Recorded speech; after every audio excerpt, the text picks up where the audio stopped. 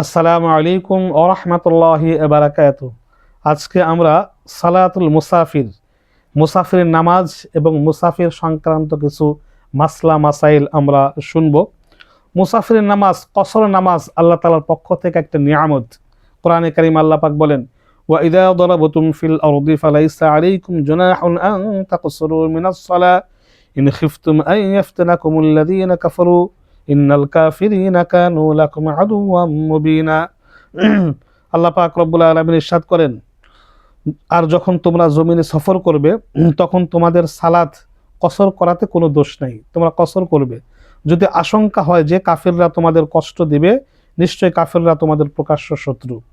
হযরত ওমর ফারুক রাদিয়াল্লাহু আনহু বলেন, যে ব্যক্তি কসরের নামাজ না পড়বে মুসাফির হওয়ার পরেও তাকে পিটানো উচিত, তাকে বেত্রাঘাত করা উচিত। কেননা আল্লাহ তাআলার একটা নিয়ামত এটা। তাই সব মুসাফির অবস্থায় থাকলে অবশ্যই কসরের নামাজ পড়া উচিত। কসরের নামাজ আল্লাহ পাকের তরফ থেকে একটা নিয়ামত। কসরের নামাজ কিভাবে আমরা আদায় করব? কসর কখন হবে? কোনো ব্যক্তি 48 মাইল বা 77 বা 78 কিলোমিটার বা এর চেয়ে দূরবর্তী কোনো স্থানে যাওয়ার উদ্দেশ্যে নিজ এলাকা থেকে বা নিজ এলাকার বাজার থেকে বা স্টেশন থেকে বের হলে শরীয়তের পরিভাষায় তাকে মুসাফির বলে। মুসাফির কতদিন থাকবে? যদি কোনো ব্যক্তি 48 মাইলের দূরত্বে গিয়ে 15 দিন বা এর চাইতে বেশি থাকার নিয়ত না করবে, 15 দিন বা এর চাইতে বেশি থাকার নিয়ত না করবে, সে পর্যন্ত সে মুসাফির থাকবে। আর যদি 15 দিন বা 15 দিনের বেশি থাকার নিয়ত না করে, অর্থাৎ 1 দিন 2 দিন 5 দিন 7 দিন 10 দিন 12 দিন 14 দিন একসাথে 15 দিনের থাকার নিয়ত না করলে সে মুসাফিরে থাকবে।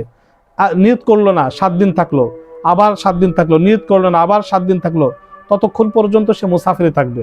15 দিন বা 15 দিনের বেশি একসাথে থাকার নিয়ত করলেই সে মুসাফির হবে, যদি সে 48 মাইলের দূরত্বে সফরে যায়। যদি এই রাস্তায় যদি কোনো নামাজ পড়ে, সেই নামাজ সে কসর করবে। 4 রাকাত নামাজে 2 রাকাত করবে, 3 রাকাত নামাজে 3 রাকাত করবে। মুসাফির অবস্থায় কোনো সুন্নত নাই, কোনো সুন্নত পড়া লাগবে না। আল্লাহ পাক রব্বুল আলামিন যেখানে ফরজ সংক্ষিপ্ত করে দিয়েছেন, সেখানে সুন্নতের কোনো প্রয়োজন নাই। 4 রাকাত বিশিষ্ট নামাজ 2 রাকাত পড়বে। গন্তব্যে পৌঁছার পরে যদি 15 দিন বা তার চেয়ে বেশি থাকার নিয়ত করে, ওইখানে গিয়ে পূর্ণ নামাজ পড়বে। আর যদি 15 দিন বা তার চাইতে কম থাকার নিয়ত করে, যেখানে গন্তব্য করেছে অতেনা আসলি মূল ঠিকানা যদি না হয়, যতদিন থাকবে ততদিন এই কসরের নামাজ আদায় করবে, কোনো সুন্নত পড়া লাগবে না। তবে নিশ্চিন্ত সফর হলে সুন্নত পড়লে কোনো ক্ষতি হবে না, তবে না পড়াটাই উত্তম। তবে ফজরের সুন্নতটা আলাদা একটা গুরুত্ব রাখে, তাই ফজরের সুন্নতটা আলাদাভাবে পড়া উচিত। অতেনা আসলি আসল ঠিকানা, অতেনা আসলি বা আসল ঠিকানা কয়েকটি হতে পারে। যেমন নিজ বাড়ি, এটা আসল ঠিকানা। কেউ যদি ওইখানে গিয়ে তার বাড়িতে গিয়ে পৌঁছায়, রাস্তায় মুসাফির থাকবে, নিজ বাড়িতে মুসাফির থাকবে না। অথবা কর্মক্ষেত্রে ভাড়া বাড়ি, এটাও যে বাড়িতে ভাড়া থাকে, ধরেন বাড়ি পাবনা আছে ঢাকা, তাহলে সে যে বাড়িতে ভাড়া থাকবে সেই বাড়িতে আসার পরে সে আর মুসাফির থাকবে না, রাস্তায় শুধু মুসাফির থাকবে। আবার মনে করেন কারো স্ত্রী 4 জন বা 3 জন বা 2 জন বা 2 জন 3 জন 4 জন, স্ত্রী 4 জন থাকলে ওই 4 জায়গায় যদি স্ত্রী থাকে, ওই 4 জায়গায় তার আসল ঠিকানা, মূল ঠিকানা বলে বা অতনে আসলি বলে ধর্তব্য হবে। সেখানে যাওয়ার পরে আর তার কসর করা লাগবে না। শুধু আসা যাওয়ার মাঝে যদি 48 মাইলের দূরত্বে হয়, তাহলে সে কসরের নামাজ পড়বে, নচেত আর কসর করা লাগবে না। ইমাম মুকিম হলে মুক্তাদের জন্য করণীয়, ইমাম যদি মুকিম হয়, মুসাফির ব্যক্তি যদি মুকিম ইমামের পিছে ইক্তেদা করে, তাহলে পূর্ণ নামাজ আদায় করতে হবে। ইমাম যদি মুসাফির হয়, মুক্তাদির জন্য ইমাম 2 রাকাত নামাজ পড়ে যদি সালাম ফিরিয়ে দেয়, মুক্তাদি ব্যক্তি দাঁড়িয়ে বাকি 2 রাকাত নামাজ একাকী আদায় করবে। ইমাম মুক্তাদি উভয় মুসাফির হলে তারা ওই কসরের নামাজ আদায় করবে, কসরের নামাজ আদায় করে নিতে হবে।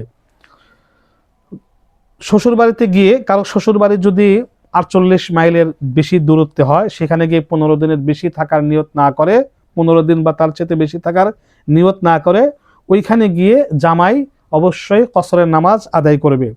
আর মেয়ে স্ত্রী অর্থাৎ কোনো মেয়ে তার বাপের বাড়িতে গিয়ে যদি আসা যাওয়া থাকে, মেয়ের যদি আসা যাওয়া থাকে, তাহলে ওইখানে মেয়ে গিয়ে পূর্ণাঙ্গ নামাজ পড়বে, মেয়ের জন্য কসর নাই।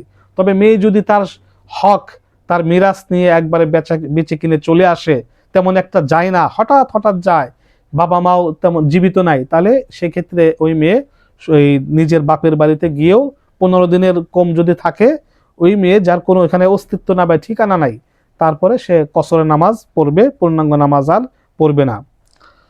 মুসাফির অবস্থায় পূর্ণ নামাজ পড়া জায়েজ, মানে উচিত না, মোটেও উচিত না। ইচ্ছাকৃতভাবে যদি কোনো ব্যক্তি এই পূর্ণ নামাজ পড়ে, তার জন্য একটা আল্লাহর দেওয়া তোহফা নিয়ামত গ্রহণ না করার এটা গুনাহ হতে পারে। বরং অনিচ্ছাকৃতভাবে ভুল ক্রমে পড়ে ফেললে সমস্যা নাই, ইচ্ছাকৃতভাবে অবশ্যই কসরের নামাজ আদায় করতে হবে। মুসাফির অবস্থায় কোনো নামাজ কাজা হলে, যখন সে বাড়িতে চলে যাবে বা তার আসল ঠিকানায় যাবে, তখন এই কাজা নামাজগুলো কসর আদায় করবে এইভাবে যে আমি জহরের 2 রাকাত কসর কাজা পড়তেছি, আল্লাহু আকবার। আমি আসরের 2 রাকাত কসর কাজা পড়ছি, আল্লাহু আকবার। আমি মাগরিবের 3 রাকাত কসর কাজা পড়ছি, আল্লাহু আকবার। আমি এশারের 2 রাকাত কসর কাজা পড়ছি, আল্লাহু আকবার। এইভাবে সফর অবস্থায় কোনো নামাজ কাজা হলে মুকিমে গিয়ে মুকিম অবস্থায় নামাজ পড়তে চাইলে কসর কাজা এইভাবে আদায় করতে হবে। আবার যদি এই মুকিম অবস্থায় মুসাফির অবস্থার কোনো নামাজ কাজা করতে চায়, তাহলে বলবে যে আমি 4 রাকাত নামাজের আমি কসর আদায় করতেছি, 2 রাকাত নামাজ আদায় করছি, এইভাবে সে আদায় করতে পারবে। কসরের নামাজ আল্লাহ পাকের তরফ থেকে একটা নিয়ামত, অবশ্যই কসরের নামাজ গ্রহণ করা উচিত। কসরের নামাজ মাসআলা অনুযায়ী করা উচিত। আল্লাহ রসুল সবসময় কসরের নামাজ আদায় করতেন। সফর সাধারণত রাতে হওয়া ভালো, সফর বৃহস্পতিবারে রাতে হওয়া ভালো, যাতে যে নতুন এলাকায় গিয়ে জুমার নামাজ আদায় করা যায়, মানুষের সাথে পরিচিত হওয়া যায়। এই জন্য রাতে সফর করা ভালো, একা সফর না করা, সাথে কোনো সাথী বা বেছে নেওয়া। 3টি মসজিদ ব্যতীত অন্য কোনো মসজিদের উদ্দেশ্যে সফর না করা, বা কোন দরগা বা কোন মাজারের জন্য সফর না করা। আল্লাহ রাসূল বলেন, লা তুশাদ্দাদুর রিহাল ইল্লা ইলা সালাসাতিন মাসাজিদ, আল মসজিদুল হারাম, মসজিদুর রাসূল সাল্লাল্লাহু আলাইহি সাল্লাম, মসজিদুল আকসা। আল্লাহ রাসূল বলেন 3টি মসজিদ ব্যতীত অন্য কোথাও বরকতের উদ্দেশ্যে সফর করা নিষিদ্ধ, মসজিদুল হারাম, মসজিদে নববী এবং মসজিদুল আকসা। অনেকে শাহজালালের মাজারে যায়, এই খাজা বাবা ফরিদপুরের মাজারে যায়, খান জাহান আলীর মাজারে যায়, অনেকে নিজামুদ্দিন চিশতির মাজারে যায়, অনেকে খাজা বাবার মাজারে যায়, বিভিন্ন মাজারে যায়। এইভাবে সফর করে যাওয়া কোরআন হাদিসের আলোকে এটা সম্পূর্ণ নাজায়েজ, কোনো অবস্থাতে যাওয়া উচিত নয়। তবে দিন ইলম শিক্ষার জন্য যাওয়া যাবে। মহিলাদের মাহরাম পুরুষ ব্যতীত একা একা সফর করা মোটেও উচিত নয়। সফরে ঘর থেকে বের হওয়ার সময় বিসমিল্লাহি তাওয়াক্কালতু আলাল্লাহ লা হাওলা ওয়ালা কুওয়াতা ইল্লা বিল্লাহ এই দোয়া পাঠ করে বের হলে সফরের জিম্মাদার আল্লাহ পাক হয়ে যান। সফরে যাওয়ার সময় মসজিদ থেকে 2 রাকাত বা ঘর থেকে 2 রাকাত নফল নামাজ আদায় করা, এবং সফর থেকে আসার পরে নিজের ঘরে যাওয়ার আগে অবশ্যই মসজিদে 2 রাকাত এই নফল নামাজ আদায় করা উত্তম। আল্লাহ রসুল এইভাবে আদায় করতেন। এবং সফর থেকে আসার পূর্বে মহানবী সাল্লাল্লাহু আলাইহি ওয়াসাল্লাম বিবিদেরকে খবর জানিয়ে দিতেন যে আমি সফর থেকে বাড়িতে ফিরছি, যাতে বিবি ঘর গুছিয়ে রাখতে পারে, একটু শাকসজ্জা গ্রহণ করতে পারে এবং তার জন্য ভালো খাবার প্রস্তুত করতে পারে। এবং সফর থেকে ঘরে আসার পূর্বে বিবিকে বাড়িতে অবহিত করা যে আমি আসছি। আল্লাহ পাক রব্বুল আলামিন আমাদেরকে কসরের নামাজ এবং কসরের নামাজ সংক্রান্ত মাসলা মাসাইলের উপর আমল করার তৌফিক দান করুক, আমিন।